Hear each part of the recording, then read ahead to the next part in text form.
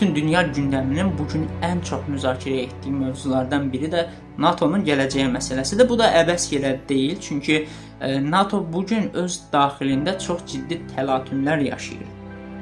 Əgər bugünə qədər Amerika Birləşmiş Ştatları NATO'nun belə deyək, əsas gücü kimi və əsas lideri kimi ittifaqı vahid mərkəzə toplayırdısa və bütün cavabdehliyi, bütün yükü öz çiyinlərinə alıb Şimali Atlantika Alyansını dünyanın ən ciddi və birinci hərbi bloku kimi saxlayırdısa, bugün artıq Donald Trump'ın həyata keçirdiyi xarici siyasət xətti onu deməyə əsas verir ki, NATO artıq gedərək zəifləməyə və daxilindəki təlatümlər səbəbilə gücünü və birliyini itirməyə doğru yol alır.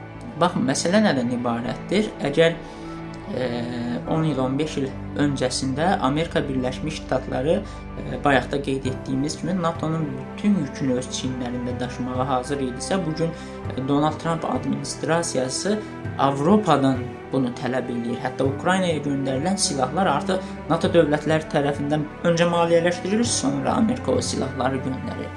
Və burada təzad ondan ibarətdir ki, NATO'nun əsasını təşkil edən say çoxluğu baxımından Avropa dövlətlərinin heç biri Amerika silahlarına alternativ güc ortaya qoya bilmirlər və ya bu çox az qalır.